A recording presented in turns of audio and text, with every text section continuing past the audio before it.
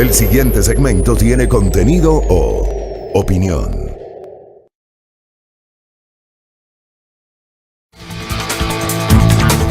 Seis con 25 de la mañana, ¿cómo está? ¿Cómo le va? Qué gusto, qué barbaridad. Toditos levantados tempranito.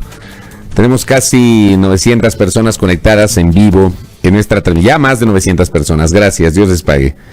Conectadas en vivo. A las 6:25, tremenda visualización. De verdad que eso a uno le motiva, ¿eh? A uno le motiva para seguir en este espacio, obviamente con la gentileza y la apertura de los directivos de esta estación, que durante 10 años nos han soportado, pero ahí estamos, pero sobre todo con la fidelidad de mucha gente, muchísima gente que cada jornada nos escucha a través de las diferentes posibilidades que tienen para enlazarse con nosotros, la señal de radio, la señal de televisión en Santo Domingo, la señal de la internet, e igualmente la señal de Facebook Live, que digamos, el Facebook Live nos ofrece este resultado tangible de saber cuántas personas nos están sintonizando. Madrugadores, madrugadores, más de 900 conectados antes de las 6:30 de la mañana. ¡Qué barbaridad! Dios les pague. Bueno, ¿cómo están? ¿Cómo llegan este martes? Bueno, ayer abordamos los temas sanitarios en nuestro editorial. Yo les decía, dejemos los temas políticos para el martes. Hablemos de política. No sé ustedes, pero... Y les pido disculpas y les pido que me permitan hablar en primera persona. Yo estoy agotado de lo que está pasando. Estoy cansado, estoy agobiado. A ratos me estresa la suciedad, la podredumbre asociada a esta campaña electoral. No sé si esta es la campaña más sucia de la historia, amplificada porque hoy tenemos nuevas tecnologías. Lo que sí me da la impresión es que de las campañas sucias de estos casi 42 años de vida democrática, esta es la más sucia. O sea, de las sucias, la más sucia. Llena de mentiras, llena de noticias falsas, la difusión de verdades a medias. Gente, como yo siempre digo, gente de no creer, que claramente ha tomado partido por una de las opciones que están disputando la presidencia de la República y que se encargan de difundir encuestas falsas, noticias falsas, que hacen activismo, militancia y no hacen periodismo, desgraciadamente. Es lo que está pasando. Yo, créanme, tengo mucha preocupación, tengo una honda preocupación sobre lo que va a pasar después del 11 de abril. Gane quien gane las elecciones, si gana el uno o si gana el otro. Va a tener que gobernar un país fracturado, un país marcado justamente por estas posiciones tan radicales de los unos y de los otros. Yo soy de aquellos que obviamente defienden las convicciones. Yo tengo mis convicciones, las tengo. Yo no he claudicado en mi forma de pensar, en mis convicciones, en mi visión ideológica, en mi visión política, que la tengo, por supuesto que la tengo. Yo no he claudicado, y quienes me siguen desde hace mucho tiempo saben perfectamente cuál es mi posición ideológica, mi pensamiento, con qué comulgo, con qué no comulgo. No he claudicado. Estos últimos 4 años, evidentemente, tal vez mi posición personal ha sido todavía más expuesta porque, por ejemplo, creo que nos hemos consolidado en la posibilidad de llegar a ustedes a través de otro tipo de plataformas, no solamente por la señal de radio. Y podrán certificar que efectivamente yo he tenido la misma posición, la misma, que no he cambiado. Puedo estar equivocado, pero no he cambiado. Y me preocupa a mí cómo se ha perdido hoy la esencia de lo que debería ser, lo que debería ser la opinión pública y lo que debería ser el periodismo de opinión. Hay supuestos líderes de opinión, hay gente que supuestamente es periodista y que se ha dedicado a ser parte de esta campaña tan miserable, tan asquerosa que tenemos fundamentalmente en el mundo digital. Replicando noticias falsas, atacando fundamentalmente a un candidato, al candidato que no es de su preferencia, evidenciando claramente su postura a favor de otro candidato Y ojo, estoy hablando así porque resulta que esto se ve de lado y lado. De lado y lado. Ya, ataques de los unos, ataques de los otros. En el medio los candidatos presidenciales. El amplificar más los defectos o las debilidades del uno frente al otro. Y sobre el otro, en cambio, amplificar sus virtudes. Para mí eso no es periodismo. El periodismo no puede estar por fuera de la criticidad. El periodismo evidentemente no es imparcial y yo lo he dicho en varias ocasiones, pero por lo menos tenemos que tener algo de rigor y cuidar medianamente las formas. En este país no se cuidan las formas, no se están cuidando las formas. En este país hemos perdido realmente el norte en cuanto a la cobertura de los procesos electorales. No hay ningún tipo de equilibrio. Está claro que hay posturas mediáticas claramente marcadas en las redes sociales que se han convertido en una selva en donde todo el mundo discute, en donde todo el mundo se cree con la verdad, en donde todo el mundo descalifica. Eso es lo que tenemos hoy en esta campaña. Una campaña en la que lamentablemente mucha gente se ha olvidado de exigir a los candidatos propuestas y el fondo de esas propuestas. Porque al final, el 11 de abril, amable audiencia, alguien va a ganar. ¿Ganará Andrés Arauz o ganará Guillermo Lasso? Uno de los dos va a ganar. Uno de los dos va a ser presidente de la República y uno de los dos se va a posesionar el 24 de mayo. Y cuando uno de los dos se posesiona el 24 de mayo, no va a ser solo presidente para aquel porcentaje de ecuatorianos que votaron a favor de él y que le permitieron llegar a la presidencia de la República. Voy a decir una frase cliché. Ya se va a convertir en el presidente de los 17 millones de ecuatorianos. Cualquiera de los dos. Cualquiera de los dos. Ustedes no me van a escuchar a mí, no me van a escuchar a mí. No van a escuchar a quienes hacemos este espacio que nosotros les digamos a ustedes que tienen que votar por fulano o por sultano. Voten por Arauz o voten por Lasso, es problema de ustedes. Yo votaré por quien yo quiera, Silra votará por quien yo quiera, por quien ella quiera, el DJ votará por quien él quiera. Es parte de las libertades. Voten por Arauz, voten por Lasso, anulen el voto, voten en blanco, es parte de su derecho a elegir. Los 17 millones de ecuatorianos, de los cuales 13 millones estamos habilitados para votar, tenemos la posibilidad de votar por quien nosotros queramos y no por eso tenemos que estar soportando descalificaciones de la gente que no comulga con nuestro criterio. Voten por quien ustedes quieran. Pero al final el que gane las elecciones debe gobernar con sentido de país. Y yo me temo que va a gobernar un país fracturado, partido, un país en donde abunda la intolerancia, campea la intolerancia, promovida para empezar por la militancia de ambas vertientes políticas. Porque esa militancia de esas vertientes políticas, lo que se ha encargado en los últimos días es amplificar mentiras o verdades a medias y no ir a lo de fondo. ¿Qué es lo que nos interesa a los ecuatorianos después del 24 de mayo? ¿Cuáles son los temas que en realidad nos interesan? Yo estoy convencido y estoy seguro que ustedes van a compartir esta visión. Nos interesa saber, para empezar, cómo el nuevo gobierno va a encarar la emergencia sanitaria. El gobierno de Andrés Arauz o el gobierno de Guillermo Lasso se van a enfrentar a un país con una grave emergencia sanitaria, marcada en este momento por el recrudecimiento de las cifras de la propagación del COVID-19 en el Ecuador. Por las erráticas decisiones de un gobierno, el actual, que claramente no ha tenido un norte, no tuvo un norte y no lo tiene, y veo muy complejo que lo tenga en los menos de 2 meses que le quedan de administración gubernamental. Me parece que le quedan 56 o 55 días de gobierno al presidente Moreno. Ya voy a hacer la cuenta. Esta cuenta regresiva. La emergencia sanitaria le quedó grande, pero grandísima, enorme a la actual administración gubernamental.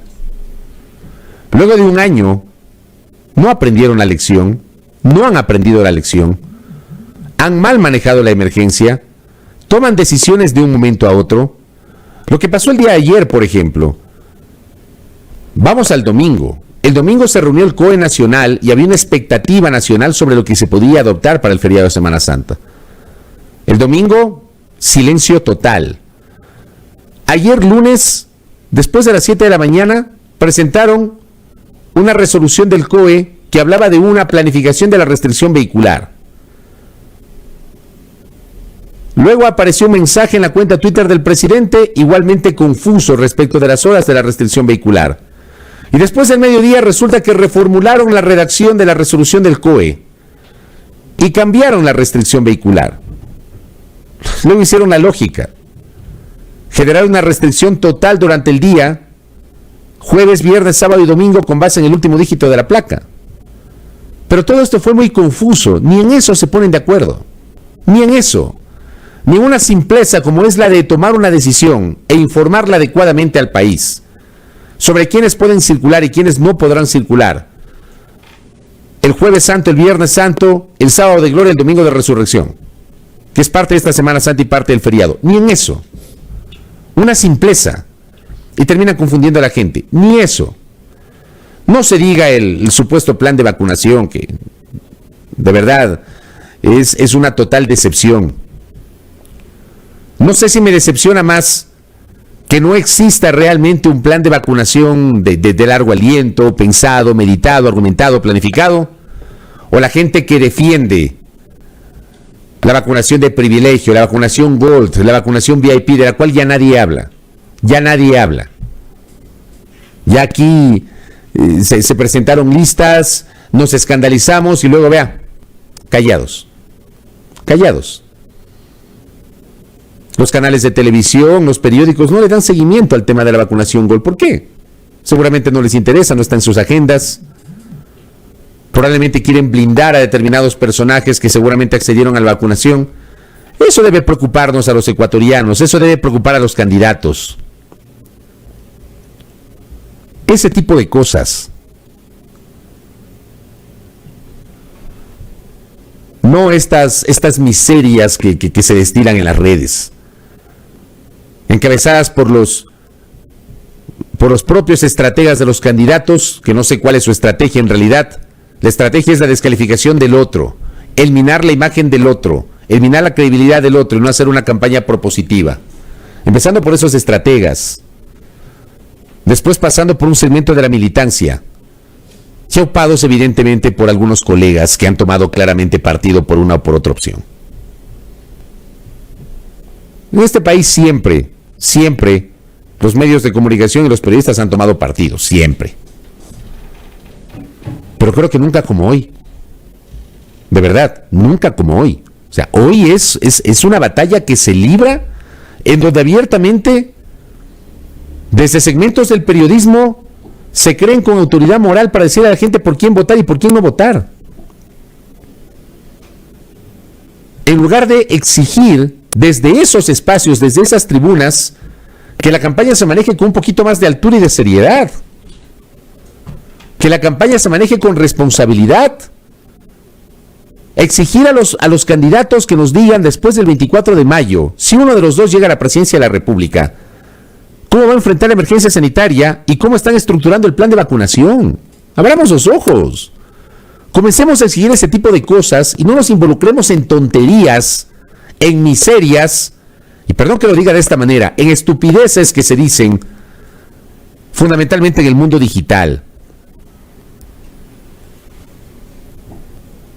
Esa es la primera preocupación que en lo personal yo tengo y estoy convencido que muchos de ustedes deben tener. ¿Qué va a pasar con el plan de vacunación? Yo dije el 20 de enero, cuando llegó el primer cargamento de las vacunas, yo tenía la ilusión y la esperanza de que con esa llegada de las vacunas ya veíamos la luz al final del túnel. Y creí en unos anuncios, en una planificación por parte del gobierno sobre la llegada de las vacunas. ¿Por qué? Pues porque ellos tienen información oficial. Si nos dicen que primerito van a llegar tantas dosis Y luego nos dicen, bueno, llegaron solo 8,000, pero la semana siguiente van a llegar tantas dosis semanalmente. Uno se supone que uno, con algo de esperanza, mira esos anuncios. Uno no es adivino para pensar que le están mintiendo. Y resulta que las dosis de las vacunas han llegado a cuentagotas. Ayer mi colega Suelen Granda me daba una cifra reveladora, pero muy reveladora. En el Ecuador, bueno, en Chile, para empezar, en Chile hasta ayer ya habían vacunado al 40% de la población. ¿Saben a qué porcentaje de la vacunación, a qué porcentaje de ecuatorianos ha llegado la vacunación? En Chile al 40%, ojo. Póngase pilas con ese dato. En el Ecuador, apenas el 1% de los ecuatorianos, apenas 174,642 personas han recibido la primera dosis de la vacuna de Pfizer, que son 2 dosis. Si usted se pone una sola dosis, eso no le garantiza inmunidad. Tiene que ponerse la segunda dosis. Y luego hay que esperar unos días para que la vacuna actúe. Por eso no es que se pone la vacuna y automáticamente ya se puso el chaleco antibalas. Y no importa que le disparen de frente. Tiene que cuidarse por lo menos un par de semanas hasta que la vacuna actúe y realmente le garantice inmunidad. En Chile el 40% de la población chilena vacunada. Aquí en el Ecuador el 1% de la primera dosis. Y apenas 60,358 ecuatorianos han recibido las 2 dosis, es decir, el 0,41%. En Chile el 40%, en el Ecuador el 0,41%. De eso tienen que hablarnos los candidatos y eso es lo que nosotros tenemos que exigir a los candidatos. Esta tiene que ser la preocupación primigenia de los candidatos y del país. Ya basta de estarse metiendo en discusiones estériles, en miserias. Vamos a lo de fondo. ¿Y por qué yo enfatizo en el tema sanitario, querida audiencia? ¿Por qué enfatizo en eso? Porque solamente priorizando la vacunación y priorizando la estrategia para enfrentar la COVID-19, solamente así se puede garantizar una auténtica reactivación de la economía. Miren ustedes lo que va a pasar este feriado.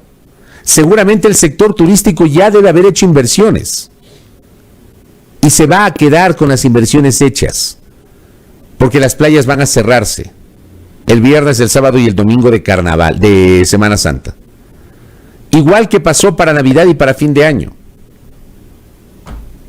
El feriado de carnaval se convirtió en una suerte de bálsamo para el sector turístico. En algo trataron de resarcir justamente la grave situación económica que enfrentan. En algo. Y hoy otra vez cierre de playas, restricción a la circulación de vehículos. Con seguridad la gente no va a viajar, la gente se va a quedar en las ciudades. Con seguridad con estas restricciones. Porque claro, la circulación va a depender del último dígito de la placa.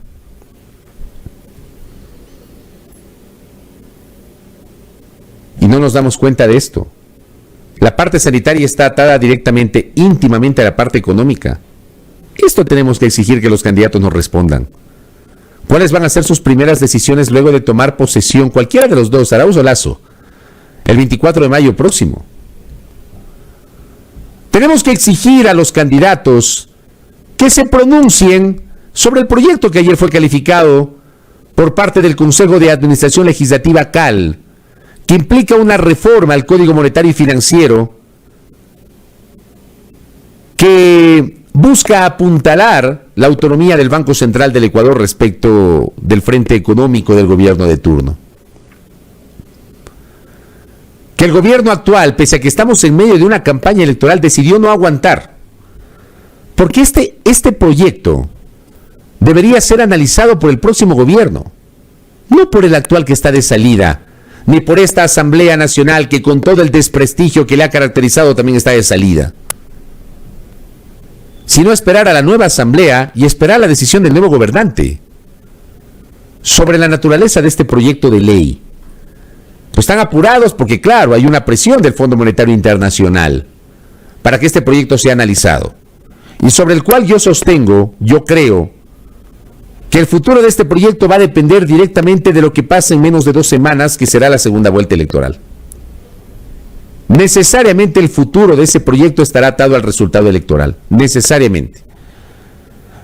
Porque si gana el uno, lo más probable es que la Asamblea lo archive, y si gana el otro, es probable que la Asamblea o lo apruebe o no tenga votos para una decisión y permita que, tal como le envió Moreno, entre en vigencia por el Ministerio de la Ley. Pero este proyecto, dependiendo de lo que resuelva la Asamblea Nacional, podría dejar comprometido al próximo gobierno, que se debe posesionar en mayo. Mayo está a la vuelta de la esquina. Estamos a menos de 2 meses de que se posesione un nuevo presidente. Y sobre esto tienen que tomar una posición los candidatos. Por supuesto que sí. Esto tenemos que exigir a los candidatos. Tenemos que exigir a los candidatos que nos digan cuál va a ser su relación con el sector bancario, con el sector financiero. ¿Qué van a hacer con el acuerdo con el Fondo Monetario Internacional? ¿Van a reformularlo? ¿Van a renegociarlo? ¿Van a mantenerlo?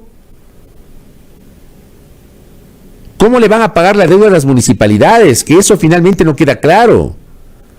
Porque el uno dice que la plata va a salir del presupuesto general del Estado, el otro dice que la plata va a salir de los recursos del Banco Central.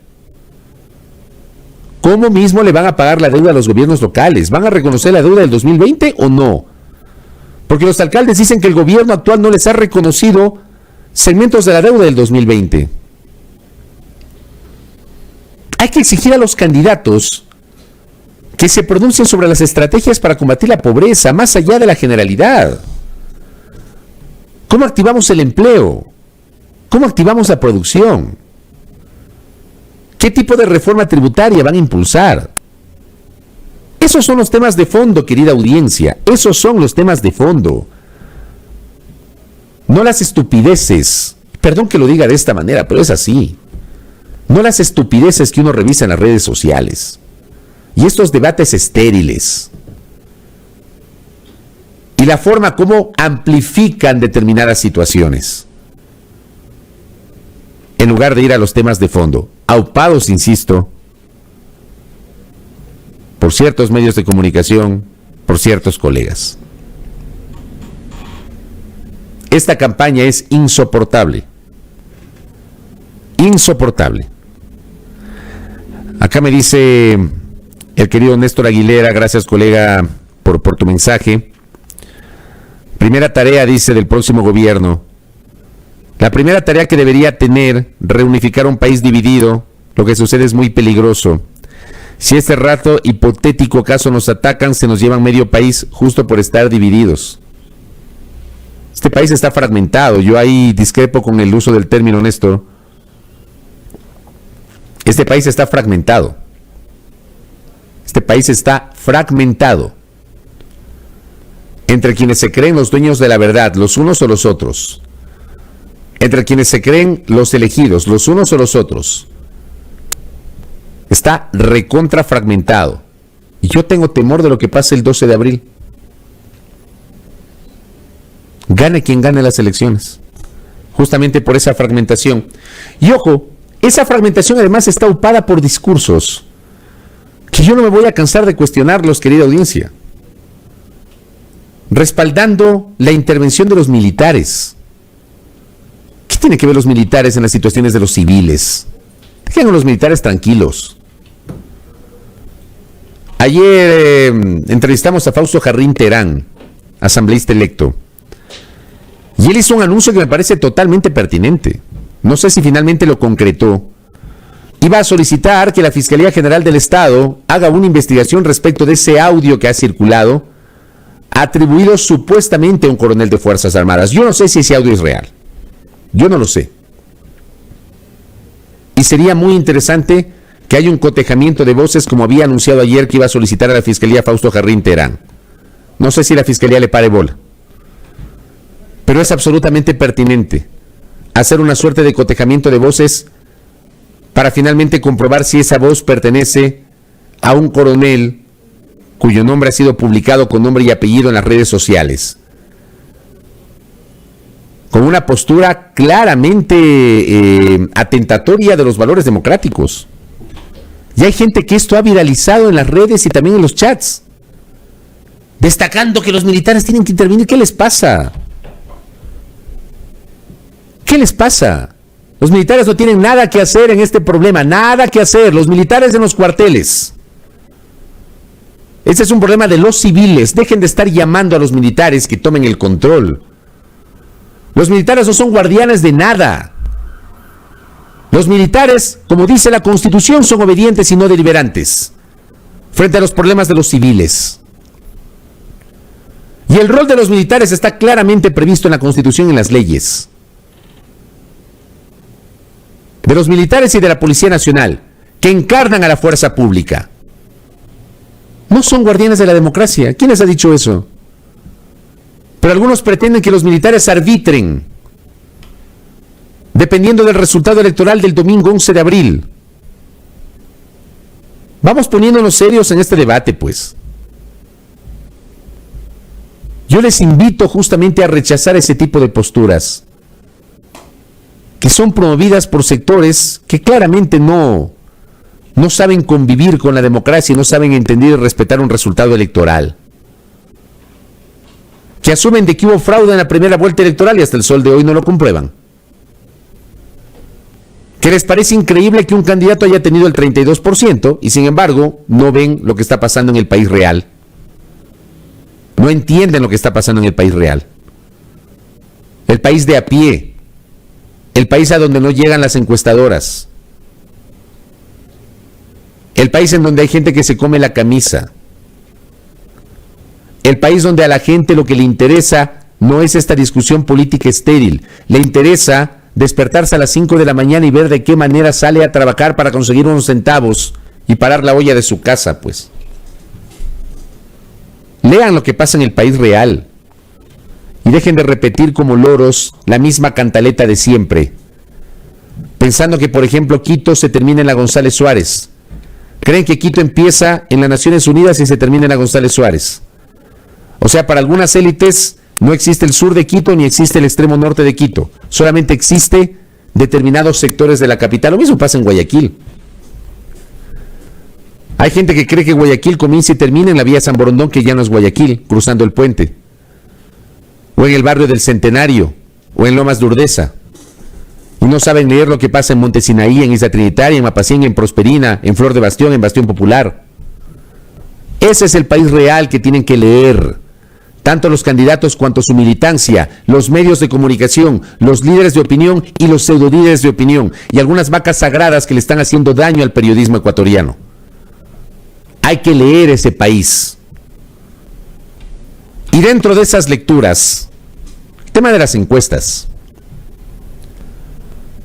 La manera como este fin de semana se viralizaron encuestas falsas. Este fin de semana se viralizó una encuesta supuestamente de Sedatos, que era una hoja Excel. Yo no vi el clásico arte de Sedatos. Yo no sé si esa encuesta es real. Pero no vi el clásico arte de Sedatos, donde te presentan la ficha técnica, donde te dicen cuándo se hizo la encuesta, donde te explican todo. Sino que algunos que todavía se creen vacas sagradas del periodismo empezaron a difundir una hoja Excel con unos resultados electorales que les satisfacían. Y muy orondos estaban ahí, ¿no? Demostrando su animadversión a un candidato y su apoyo al otro candidato. Y empezaron a distribuir eso y a viralizar. Y del otro lado pasó lo mismo, pues. Yo conversé con Paulina Recalde la semana pasada, de Perfiles de Opinión, porque se había viralizado un PDF que supuestamente implicaba una encuesta de perfiles de opinión. Y Paulina Recalde me dijo la semana pasada: nosotros no hemos hecho ninguna encuesta. Pero eso ya se difundió. Y otra, supuestamente de perfiles de opinión, se difundió este fin de semana, pues. Y lo difundieron medios de comunicación, y lo difundieron algunos líderes de opinión, y algunos periodistas difundieron y ya lo dieron como verdad hecha. Resulta que ayer Paulina Recalde dijo en la fraterna radio Pichincha Universal que ellos no han hecho ninguna encuesta. Y sin embargo se difundió un PDF el fin de semana dentro de esta guerra de encuestas. Campaña llena de mentiras. Y dentro de esas mentiras, gente que, insisto, como siempre digo, gente de no creer, aupando y difundiendo las mentiras. Consejo para ustedes, queridos oyentes, televidentes, internautas, que es un poco lo que escribí anoche en el Twitter. Cuando les lleguen encuestas, cuando les llegue una encuesta a su chat de WhatsApp, a su cuenta Twitter, a su chat de Telegram, a su cuenta de Facebook, lo que sea, primerito revisen si tiene ficha técnica. Primerito revisen si tiene ficha técnica.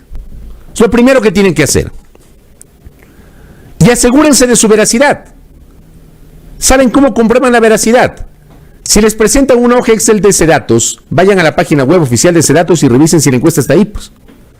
Si les presentan una encuesta de perfiles de opinión, vayan a la página web de perfiles de opinión o busquen la cuenta Twitter de perfiles de opinión o de su directora Paulina Recalde y vean si es verdad que hay esa encuesta. Verifiquen la veracidad. Si no tiene ficha técnica, no sirve la encuesta. No sirve la encuesta. Esto es igualito como cuando en el tiempo que Álvaro Noboa era candidato, difundían encuestas de Álvaro Noboa pagadas por Álvaro Noboa sin ningún tipo de ficha técnica, solamente para decir que Alvarito estaba primero en la intención de voto. Exactamente igual. Y esto porque en los últimos 3 días han pululado encuestas falsas que ubican a los candidatos en primer lugar, Arauz o Lasso, dependiendo de la conveniencia de quien las difunde. Y como yo decía ayer, no sirve una hoja Excel con los supuestos resultados de una encuesta si no tiene el soporte científico. Tampoco sirve un PDF con logo de la empresa que nunca realizó la encuesta, si es que efectivamente no pueden comprobar su veracidad. Y esto se difundió el fin de semana y se siguen difundiendo dentro de esta guerra sucia asociada a esta campaña, para confundir a la gente, para crear tendencias. Y suscribo lo que escribió Carlos Santiago Coronel, quien es consultor político y que sabe de estas materias mejor que uno. Pregúntense, es un consejo sano que les doy, queridos internautas, televidentes, oyentes, para que no se dejen meter gato por liebre. En la ficha técnica debe constar cuántos casos se hicieron, en qué fecha se hizo, si fue cara a cara, o sea, una encuesta en la calle o visita a domicilios, o fue telefónica, o fue digital, porque claro, hay diversas formas de valorar la calidad de las encuestas. ¿Qué representatividad tiene la encuesta? ¿Cuál es su margen de error? ¿Cuál es el intervalo de confianza? ¿Cuál fue la pregunta sobre la que se responde? Si fue intención de voto con o sin papeleta. Hay diversas maneras de desarrollar las encuestas. Y si no tiene nada de esto, si no contiene esa información, esa encuesta no vale, no sirve, no vale. Así que les convoco, pues, a algunos de estos pseudolíderes de opinión que siguen pululando, algunas vacas sagradas que ya deberían pensar en el retiro, y ojalá que después del 12 de abril ya se retiren, por el amor de Dios. Dejen que la sangre nueva del periodismo las reemplace. Y váyanse con sus odios a la casa. De verdad. Dejen de contribuir con mentiras a este ambiente tan desagradable que tenemos de la campaña electoral. Revisen eso. Eso que les digo, revisen. Y solamente así se pueden dar cuenta si una encuesta es real o es falsa. Solamente así se pueden dar cuenta. Como el otro día que entrevistamos a Santiago Pérez en el programa de la tarde, en Suma al Día. Santiago Pérez presentó una encuesta de clima social y te presenta con la ficha técnica. Primerito la ficha técnica. Cuando Perfiles de Opinión ha hecho justamente encuestas, Paulina Recalde te presenta primerito la ficha técnica, porque es lo más importante para entender el valor de la encuesta. Lo mismo debe hacer Polibio Córdoba, lo mismo debe hacer la gente de Market, lo mismo debe hacer la gente de Informe Confidencial, lo mismo debe hacer la gente de Click, lo mismo debe hacer la gente de Eureka Now, por mencionar algunas de las empresas que se encargan de estas mediciones, que además, y con esto cierro, Las encuestas no son pronósticos electorales. Las encuestas no son o no contienen la bola de cristal. Las encuestas no se da con base en la lectura de cartas o del concho del café. Las encuestas no adivinan. Las encuestas son una fotografía del momento en que el encuestador está desarrollando justamente el trabajo de campo. Y las encuestas reflejan la fotografía de ese momento, que puede variar al día siguiente o después de una semana. Entendamos eso y que no nos vendan gato por liebre. Sano consejo para mi querida audiencia.